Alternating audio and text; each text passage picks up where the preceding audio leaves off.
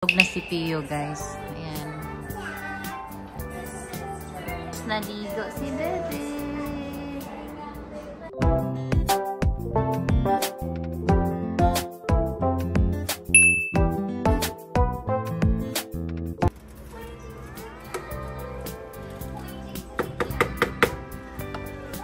Ayan, nagluto ako ng munggo, guys. At saka kinuha kay Daddy. Para pagising mamaya ni Daddy, pwede na siyang kumain. Kasi gutom yun mamaya pagising niya.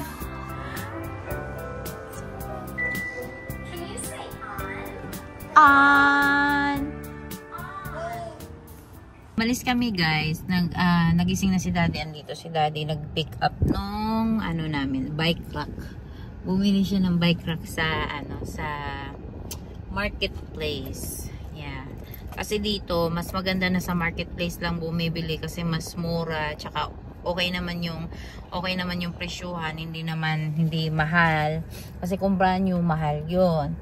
Kahit papano, kapag nasa marketplace, bawas na yung presyo, mas mura na siya, tsaka okay pa din ang quality.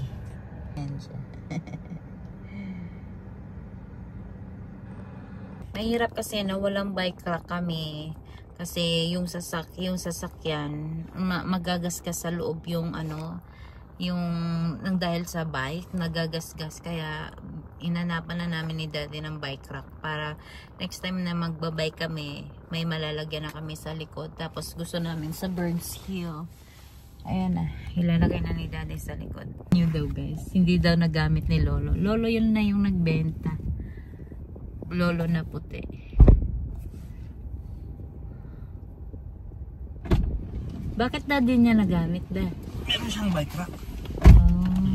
Galing, no? Lolo na siya, naglilinis. Bahay na kami, guys. Mamaya, sunduin na namin si Kuya. Umuwi lang kami saglit kasi maaga pa pag, didiretso kami doon. Ito na si Kuya sa house. Nagagalit naman si Pogi. No? Kakain kasi si Mami. Diyan ka muna kasi kakain ako. Nagme-merienda kasi ako ngayon, guys. Kakain lang ako ng biskuit at saka coffee. Yung kape. Kape is life. Ito si Madam, sexy si Madam. Ready na for summer. Ano yan? Ayan, guys, binilad ko si Pio kasi gustong-gusto niya dito. Pag nandun sa labas, iyak siya ng iyak, pero dito tahimik siya, no? Kasi malamig, tapos medyo mainit yung araw, kaya favorite niya. Ayan. Hi! Ngayon kasi, 17 degrees kami, pero matirik yung araw, kaya maganda lang yung mix ng init ng araw at saka yung lamig. Kaya dito kami tumambay sa labas, saglit lang, kahit saglit lang, para lang makalanghap lang kami ng hangin.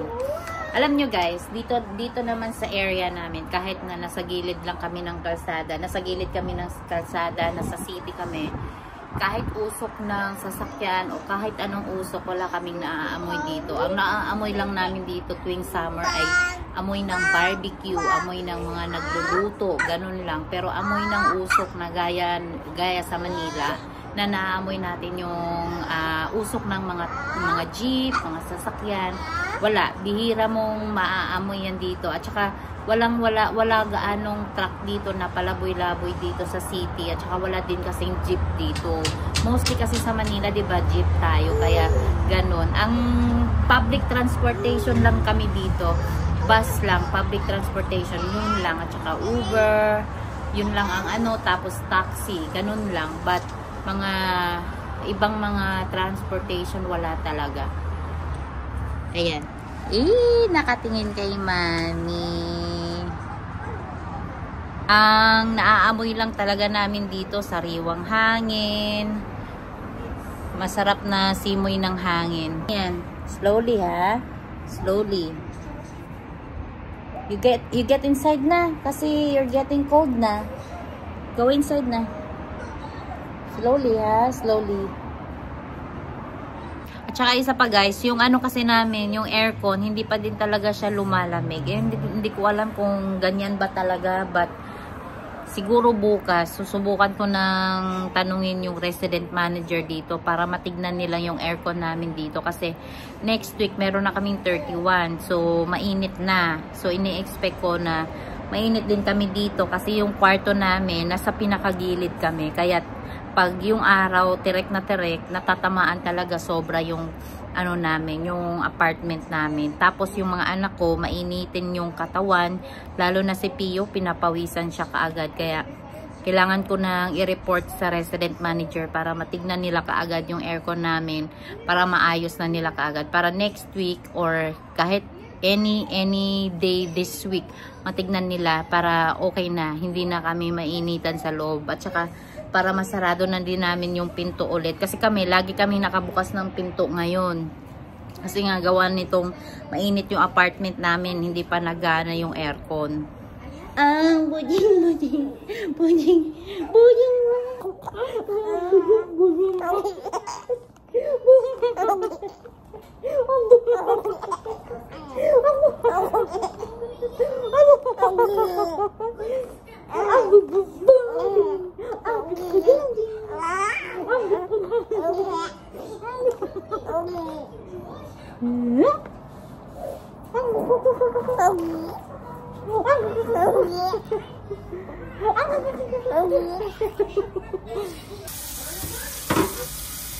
Aalis na si Dante. Pupunta na siya sa work. So, ngayon, prepare ako ng baon niya. Yung baon lang naman niya, kape, tubig, at saka protein shake. Yan lang. Mag-brew lang ako ng kape para sa kanya.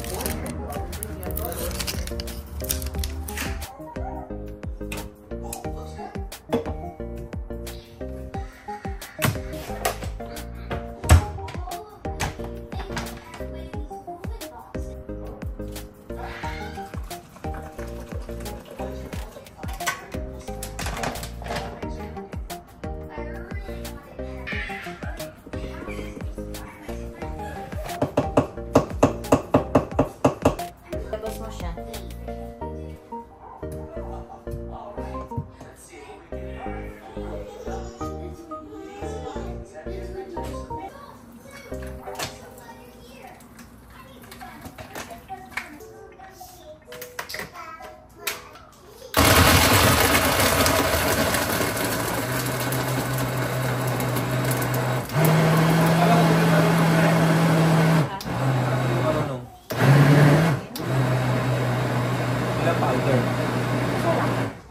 Ilan ba? Dalawa. Ay, gusto ko? Okay lang. Sobrang tapang. Hindi naman. Shake mo muna bago mo open. Hindi kasi ikukunin ko yun eh. Ayan, ganyan mo. Pagpagpagpagin mo. Matigas na eh. Matigas? Bakit ganyan?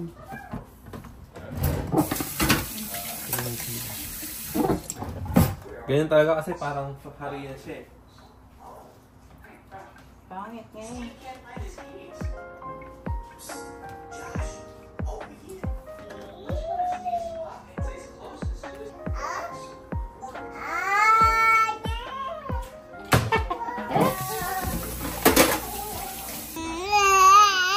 Etong anak ko guys, ayaw niya magpababa. Iyak ng iyak. No? Bakit ba ganon? Oo, wala tayong magagawang trabaho. No? Oh, anong problema? Pinadede ko na ayaw naman niya. Oo, ibaba ko, iiyak din siya. Papaupuin ko, iiyak din siya. Gusto niya kasing mag-walk. Eh, hindi ka pa marunong mag-walk. O, tina mo. O, tina mo. O, tina mo. Liad-liad. O, gagalit.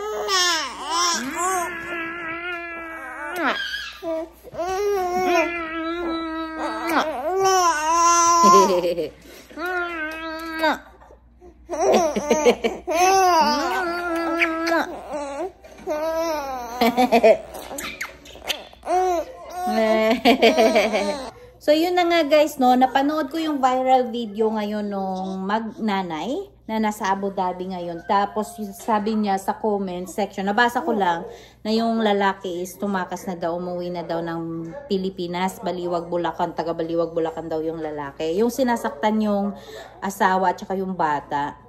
Naku girls, wag na wag kayong magsettle sa mga lalaking ganun kasi gets ko naman na lahat tayong mga nanay gusto ng happy family, complete family, yung tatay ng anak natin nandiyan.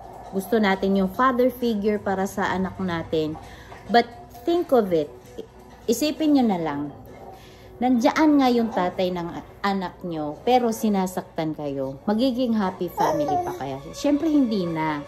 Isipin nyo pa din yung kapakanan ninyo ng mga anak mo. What if lang na may mangyari sa inyo at saka sa mga anak nyo. Gaya nung sa viral video, di ba? Inaanohan na siya ng kutsilyo. Sus, kung natuluyan yun, sus, kawawa. Kawawa yung bata. Kawawa kayong magnanay. As in, wag na wag kayo magsettle sa lalaking ganyan. Kung una pa lang, sinasaktan na kayo. Kung magsyota pa lang kayo, sinasaktan na kayo, wag na kayong tumuloy. Maniwala kayo sa akin. Magiging miserable lang yung buhay. At saka, never magiging happy family kung nananakit yung padre di pamilya ninyo. Ako, maswerte lang talaga ako sa asawa ko kasi never niya akong pinagbubuhatan ng kahit ano pa, palo or kurot ko pala talaga. Yung sinasaktan ako ng asawa ko, never. Never kong naranasan yun. At saka, full of love kami ng asawa ko. Lalo na yung mga anak ko. Ito na lang yung isipin natin. Kahit na may mga anak tayo, tandaan natin na hindi naman umiiksi yung, alam mo yun, yung buhay mo para lang sa lalaking ganyan. Makakahanap ka pa din ng lalaki na mamahalin ka at saka yung mga anak nyo. Wag na talaga. Kasi guys, lalo na pag babae yung anak nyo, kawawa, matutroma lang yan. Yan lang yung maitatanim ng bata. Pag lumaki siya, matutroma siya na ganito tatay ko, sinasaktan ako, sinasaktan yung nanay ko. Ang mangyayari niyan, matatakot na siya. Kaya, Ay, nako. Hindi ko din magets kung bakit may mga lalaking ganun na nananakit ng babae. Bakit kayo ganyan? Kung may nanonood lang sa akin ngayon ha, na lalaki na namumugbog ng asawa or babae, bakit kayo ganun? Nagiging kontento ba yung pakiramdam nyo na nananakit kayo ng babae? Parang parang pangit naman sa pakiramdam. Pangit naman pakinggan, 'di ba?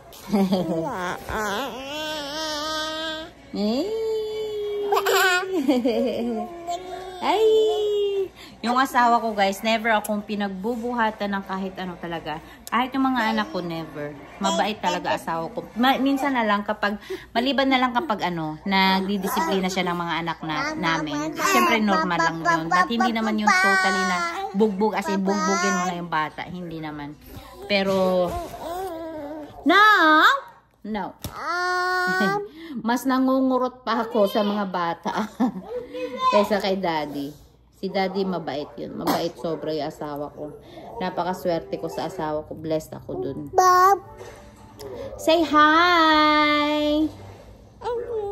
Say hi, everybody! I am Alicia. No! Ayan, nagagalit na naman si Pogi. Oh, kasi gusto na niya maglakad talaga. Opo. Ano?